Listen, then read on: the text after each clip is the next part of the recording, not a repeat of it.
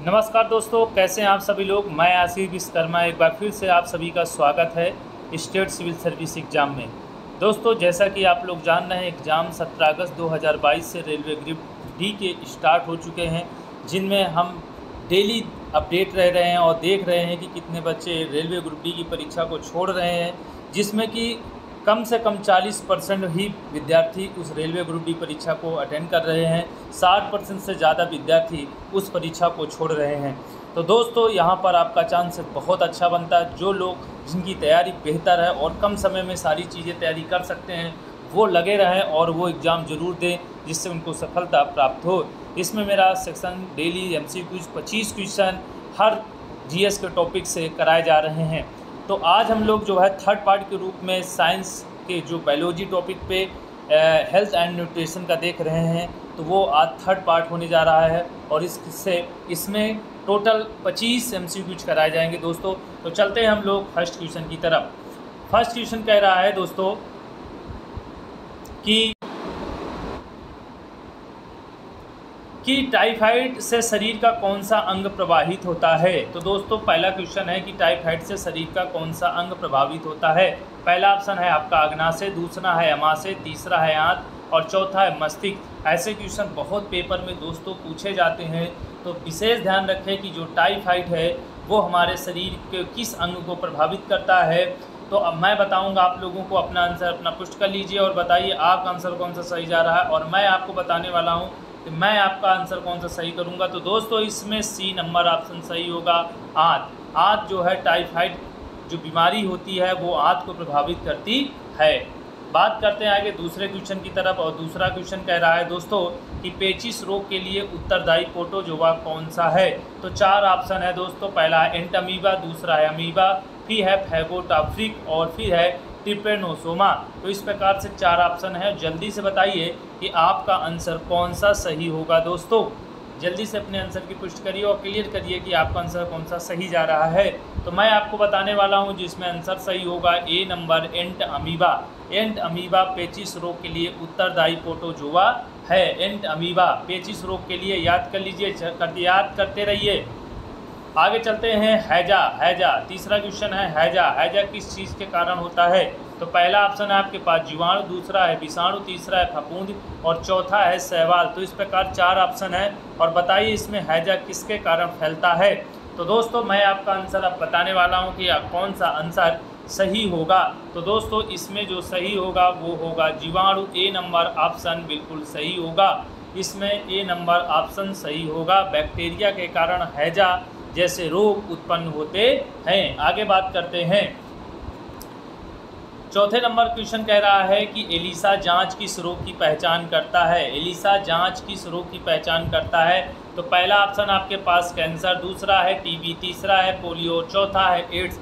इस प्रकार 4 ऑप्शन है। 4 ऑप्शन में बताइए कि आपका आंसर कौन सा सही जा रहा है दोस्तों। अब मैं बताने वाला हूं कि इसमें कौन सा आंसर सही जाएगा दोस्तों। इसमें जो है सॉरी D नंबर ऑप्शन सही जाएगा, एड्स। एड्स जो बीमारी होती है उसके लिए जो परीक्षण होता है वो एलिसा जांच होती है, जिसके तरह से पता लगाया जाता है एड्स के बारे में। आगे चलते हैं हम लोग 5वें क्वेश्चन की तरफ। 5वां क्वेश्चन कई बार PCS ने क्वेश्चन पूछा है। देखो, एवियन इन्फ्लूएंजा बर्ड फ्लू विषाणु को निम्नलिखित से निरूपित किया जाता है। तो 4 ऑप्शन है NH51, NH15, N1H5 और D नंबर में H5N1। ये 4 ऑप्शन हैं। जल्दी से बताइए इसमें कौन सा ऑप्शन सही जा रहा है दोस्तों। कौन सा ऑप्शन सही जा रहा है। तो मैं आपको बताने वाला हूँ कि इसमें जो ऑप्शन सही जा रहा है वो D नंबर ऑप्शन सही जा रहा है, H5N1। एवियन इन्फ्लूएंजा विषाणु को निरूपित करता है, H5N1। आगे चलते हैं हम लोग 6 नंबर क्वेश्चन की तरफ। और 6 नंबर क्वेश्चन कह रहा है कि खसरा रोग का कारक क्या है। तो खसरा रोग का क्या कारक है दोस्तों। पहला ऑप्शन जीवाणु, दूसरा विषाणु, तीसरा प्रोटोजोआ और D नंबर में कृमि है। तो जल्दी से बताइए कि खसरा किस रोग का कारक है। इसमें कौन से आपके जो है काम करते हैं। तो जीवाणु की वजह से होता है कि विषाणु की, प्रोटोजोआ की, क्रम की वजह से होता है। तो जल्दी से बताइए कि 4 ऑप्शन में कौन सा ऑप्शन आपका सही होता है। अब मैं बताऊंगा दोस्तों, इसमें जो खसरा होता है वो होता है विषाणु के द्वारा। तो इसमें B नंबर ऑप्शन सही होगा। बी नंबर ऑप्शन सही होगा। खसरा रोग जो है वो विषाणु के कारण होता है। जल्दी से टेस्ट करते रहिए और अपना क्वेश्चन जरूर सही करिए, उसमें देखिए कि कितने क्वेश्चन आपके सही जा रहे हैं। आगे चलते हैं दोस्तों 7 नंबर क्वेश्चन की तरफ। 7 नंबर क्वेश्चन कह रहा है कि कैंसर के उपचार में निम्नलिखित में किसका प्रयोग किया जाता है। तो पहला ऑप्शन है इलेक्ट्रोथेरेपी, दूसरा ऑप्शन है साइकोथेरेपी, तीसरा ऑप्शन है कीमोथेरेपी और चौथा ऑप्शन है फिजियोथेरेपी। तो 4 ऑप्शन है, जल्दी से बताइए कि आपका आंसर कौन सा सही जा रहा है। जल्दी से आंसर बताइए आप सभी लोग। तो अब मैं बताऊंगा आपको कौन सा आंसर सही जा रहा है। तो कैंसर के उपचार के लिए जो कराया जाता है, क्या कहते हैं, प्रयोग किया जाता है, वो कीमोथेरेपी का प्रयोग कैंसर उपचार के लिए किया जाता है। 8वें नंबर क्वेश्चन की तरफ चलेंगे और 8वां क्वेश्चन कह रहा है ब्लड कैंसर को आमतौर में इस नाम से जाना जाता है। तो देखिए एक ब्लड कैंसर होता है और सबसे खतरनाक होता है ब्लड कैंसर। इसके फटने के बाद इंसान कभी बचता ही नहीं है। तो आमतौर में उसे किस नाम से जाना जाता है। पहला ऑप्शन है ल्यूकोडर्मा और फिर दूसरा ऑप्शन है ल्यूकेमिया, तीसरा ऑप्शन है अनीमिया और चौथा ऑप्शन है होमोफीलिया। तो इस प्रकार से 4 ऑप्शन है, बताइए कि कौन सा ऑप्शन आपका सही जा रहा है। बताइए जल्दी से सभी लोग। तो मैं बताऊंगा आपको कौन सा ऑप्शन सही जा रहा है। ऑप्शन जा रहा है बी सही, ल्यूकेमिया। ल्यूकेमिया की वजह से ब्लड कैंसर आमतौर के नाम से जाना जाता है। ल्यूकेमिया एक ऐसा शब्द है जो ब्लड कैंसर के नाम से हम लोग जानते हैं। इस प्रकार 8 क्वेश्चन कंप्लीट होता। चलते हैं 9 नंबर क्वेश्चन की तरफ और 9 नंबर क्वेश्चन कह रहा है कि शरीर के किस अंग की खराबी से मधुमेह रोग हो जाता है। तो देखिए किस, तो ये 4 ऑप्शन है। पहला है लीवर, फिर है पैनक्रियाज, फिर है किडनी, फिर है हृदय। तो इस प्रकार से शरीर के कौन से खराबी से मधुमेह रोग हो जाता है। 4 ऑप्शन है। इन 4 ऑप्शन में आप बताइए कि आपका आंसर कौन सा सही जाता है। तो मैं आपको बताऊंगा कि इसमें कौन सा आंसर ज़्यादा है सही। उसमें बी नंबर ऑप्शन सही जाएगा। पैनक्रियाज की खराबी से मधुमेह रोग का प्रकोप हो जाता है। आगे बात करते हैं हम लोग। 10 नंबर क्वेश्चन कह रहा है दोस्तों कि मियादी ज्वर किस कारण होता है। मियादी ज्वर किस कारण होता है। तो पहला ऑप्शन है आपका वायरस, दूसरा जीवाणु, तीसरा फफूंद और चौथा इनमें से कोई नहीं। 4 ऑप्शन है। 4 ऑप्शन में बताइए कि आपका आंसर कौन सा सही जा रहा है। आपका आंसर कौन सा सही जा रहा है दोस्तों। तो मैं आपको बताऊंगा कि इसमें कौन सा ऑप्शन सही होगा। इसमें बी नंबर ऑप्शन सही होगा, जीवाणु। मियादी ज्वर किस कारण होता है, जीवाणु के कारण होता है। आगे बात करेंगे हम लोग। देखिए ये क्वेश्चन बहुत जल्दी भूल भी जाते हैं, तो दिमाग रखिए नहीं तो गलत हो जाएगा आपसे। बात करेंगे 11 नंबर क्वेश्चन पर, डेंगू बुखार किस रोगवाहक द्वारा संचालित होता है।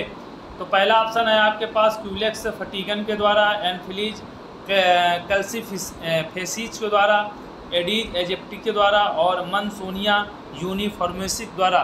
तो जल्दी से बताइए कि जो डेंगू बुखार होता है वो किसके द्वारा होता है। ये 4 ऑप्शन है। 4 ऑप्शन में जल्दी से आप अपना आंसर दीजिए। तो मैं आपको बताऊंगा इसमें दोस्तों सी नंबर ऑप्शन सही होगा, एडीज एजिप्टी के द्वारा ये संचारित होता है डेंगू बुखार। आगे बात करते हैं। 12 नंबर क्वेश्चन कह रहा है कि निम्नलिखित में कौन सा रोग संक्रामक है। तो देखिए पहला ऑप्शन है मधुमेह, दूसरा है डिप्थीरिया, तीसरा है गाठिया और चौथा है कैंसर। तो संक्रामक का मतलब होता है एक दूसरे के संपर्क में आने से जो फैलता है।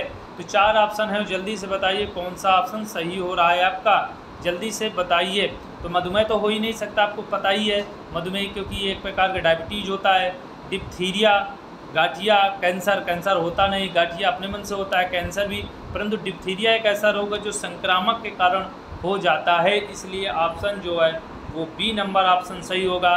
कौन सा रोग संक्रामक के द्वारा होता है, वो डिप्थीरिया होता है। कुछ अंदाज भी लगाएंगे तभी आंसर हमारे सही होंगे, ऐसे नहीं होंगे। 13 नंबर क्वेश्चन क्या कह रहा है। बहुत बार पेपर में क्वेश्चन आया है दोस्तों, बहुत बार पेपर में आया, पीलिया किसके संक्रामक के कारण होता है। पीलिया, तो पीलिया संक्रामक का क्या कारण है। ये पीलिया का किस अंग को प्रभावित करता है दोस्तों। जो पीलिया है किसके संक्रमण कारण होता है। देखिए पहला ऑप्शन मस्तिष्क, दूसरा यकृत, तीसरा वक्र और चौथा है प्लीहा। तो बताइए जो पीलिया है वो कहाँ, किस अंग को संक्रामित करता है, किस अंग को। ये क्वेश्चन में थोड़ा सा मिस्टेक हुआ है, मैंने क्वेश्चन को सेट नहीं कर पाया, ध्यान नहीं दिया। तो पीलिया किसके संक्रमण के कारण होता है, मतलब पीलिया किस अंग को संक्रमित करता है, ऐसा होना चाहिए। तो बताइए पीलिया कौन से अंग को संक्रमित करता है? मस्तिष्क को, यकृत को, वक्र को और प्लीहा को। तो जल्दी से बताइए इसमें कौन सा ऑप्शन सही होगा? जल्दी से बताइए सभी लोग, अपना आंसर बताइए कि आपका आंसर कौन सा सही होगा। पीलिया किसको प्रभावित करता है दोस्तों? मैं बताऊंगा आपको, ये बी नंबर ऑप्शन सही होगा, यकृत। यकृत, पीलिया किसको प्रभावित करता है? यकृत। कई बार क्वेश्चन पूछा गया पेपर में। बात करते हैं 14 नंबर क्वेश्चन की तरफ। और 14 नंबर क्वेश्चन कह रहा है ल्यूकेमिया एक प्रकार का कैंसर है। सभी को भी ये क्वेश्चन हो चुका है। असाधारण बढ़ोतरी हो जाती, क्या कारण होता है कि ल्यूकेमिया एक कैंसर ऑटोमेटिक भर आता है और ये ब्लड कैंसर के नाम से जाना जाता है? तो पहला ऑप्शन है अस्थि कोशिकाओं की संख्या में बढ़ोतरी, दूसरा है प्लेटलेट की संख्या में बढ़ोतरी, फिर है लाल रक्त कोशिकाओं की संख्या में बढ़ोतरी, फिर श्वेत रक्त कोशिकाओं की संख्या में बढ़ोतरी। तो इस प्रकार से ये 4 ऑप्शन है और बताइए इसमें आपका आंसर कौन सा सही होगा? कौन सा आंसर सही जा रहा है दोस्तों? जल्दी से अपने आंसर की पुष्टि करिए। तो इसमें डी नंबर ऑप्शन सही होगा। श्वेत रक्त कोशिकाओं की संख्या में बढ़ोतरी होने से ल्यूकेमिया एक ब्लड कैंसर होता है। इसका नाम ल्यूकेमिया भी कहा जाता है और एक ब्लड कैंसर भी होता है, जहाँ पर श्वेत रक्त कणिकाओं की संख्या बढ़ जाती है, जिसके कारण कैंसर, ब्लड कैंसर के नाम से ये रोग जाना जाता है। चलते हैं 15 नंबर क्वेश्चन की तरफ। 15 नंबर क्वेश्चन क्या कह रहा है कि मादा क्यूलेक्स मच्छर निम्नलिखित में किस रोग का वाहक है? किस रोग का वाहक है? तो जल्दी से बताइए, ये जो मादा है ये क्यूलेक्स मच्छर, ये निम्नलिखित किस रोग का वाहक है? जल्दी से बताइए और आंसर बताइए सभी लोग। तो 4 ऑप्शन है, मलेरिया, फाइलेरिया, रिंगवर्म या दांत, या इनमें से कोई नहीं। ये 4 ऑप्शन है और 4 ऑप्शन में अपने आंसर की पुष्टि कर चुके होंगे आप सभी लोग। तो मैं आपको बताऊंगा इसमें कौन सा आंसर सही होगा। इसमें बी नंबर ऑप्शन सही होगा, फाइलेरिया। फाइलेरिया जो है वो मादा क्यूलेक्स मच्छर के कारण होता है। ठीक है, आपको पता है मादा क्यूलेक्स मच्छर की तरफ क्या होता है? फाइलेरिया होता है। 16 नंबर क्वेश्चन कह रहा है दोस्तों कि निमोनिया रोग, एक निमोनिया रोग होता है जो बहुत ज़्यादा लोगों को सर्दी लग जाती है, ठंड में घूमने से मनाही होती, ठंडी चीज़ खाने से मनाही होती है। तो मानव शरीर के किस अंग को प्रभावित करता है?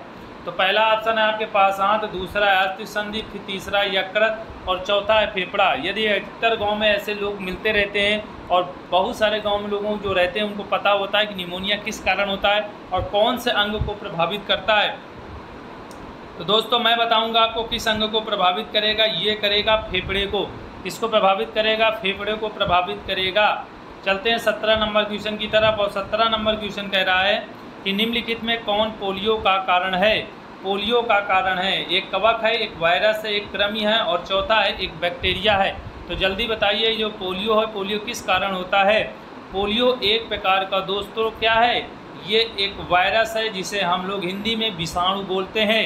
तो ये बी नंबर ऑप्शन सही होगा। बी नंबर ऑप्शन, पोलियो किसके कारण होता है? एक वायरस के कारण ही होता है। और इसके तरह भारत सरकार ने बहुत सारे जो है टीके का प्रयोग किया पोलियो के लिए और तब पोलियो को समाप्त किया।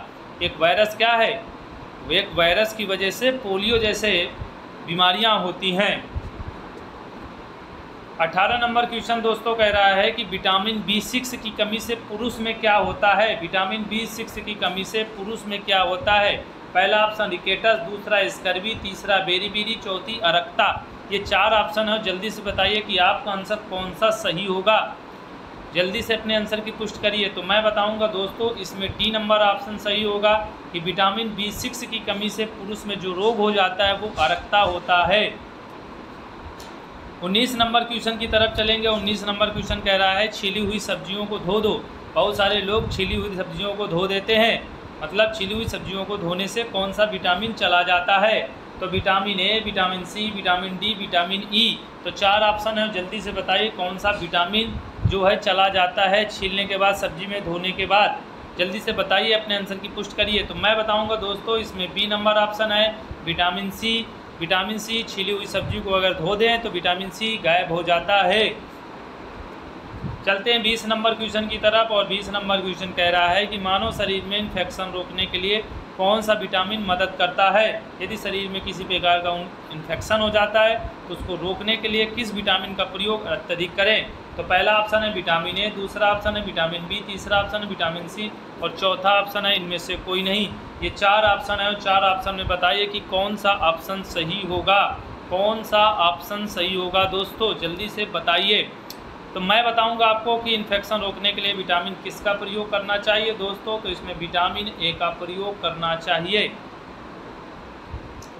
21 नंबर क्वेश्चन की तरफ चलेंगे और 21 नंबर क्वेश्चन कह रहा है पीत ज्वर संचारित किया जाता है। तो पहला ऑप्शन है एडिस द्वारा, दूसरा है एन्फोलॉजी द्वारा, तीसरा है घरेलू मक्खी द्वारा, फिर है चौथा क्यूलेक्स द्वारा। तो इस प्रकार के जो पीत ज्वर होता है वो संचारित होता है किस मच्छर के द्वारा। तो जल्दी से बताइए किस मच्छर के द्वारा होता है पीत ज्वर। तो मैं आपको बताऊंगा यह एडिस मच्छर के द्वारा होता है। ऑप्शनल ए सही है, ऑप्शन ए सही है, एडिस मच्छर के द्वारा पीत ज्वर संचारित होता है। 22 नंबर क्वेश्चन दोस्तों कह रहा है कि 14 वर्ष तक की आयु के बच्चों के विकास के लिए क्या जरूरी है। तो पहला ऑप्शन प्रोटीन, दूसरा विटामिन, तीसरा वसा और चौथा दूध। क्या दूध से ही सारे जरूरी होता है बच्चों का विकास? नहीं, मेन होते हैं ऐसे हमें चाहिए तत्व, ऐसे चाहिए खाने पीने की चीज़ें जिससे हमें प्रोटीन मिले। प्रोटीन हमारे शरीर को विकास के लिए जिम्मेदार होता है, इसलिए ऑप्शन ए सही है, प्रोटीन सही होगा। 14 वर्ष तक की आयु के बच्चों को विकास के लिए प्रोटीन की आवश्यकता पड़ती है। चलते हैं 23 नंबर क्वेश्चन की तरफ। और 23 नंबर क्वेश्चन कह रहा है कि निम्नलिखित में कौन सा रोग रक्ताधान द्वारा नहीं फैलता। तो आपको पता होगा पहला ऑप्शन हेपेटाइटिस, फिर दूसरा है टाइफाइड, तीसरा है HIV और चौथा है मलेरिया।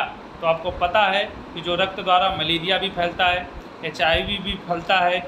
इसके बाद आपका जो है क्या कहते हैं कि हेपेटाइटिस भी फैलता है। परंतु जो टाइफाइड होता है ये बुखार है, ये शरीर ठंड लगती है और ठंड के द्वारा ये बीमारी होती है। तो आपको पता होगा ये बहुत तेज़ ठंड देकर जब बुखार आ जाए तो टाइफाइड जैसी बीमारियों की पहचान की जाती है।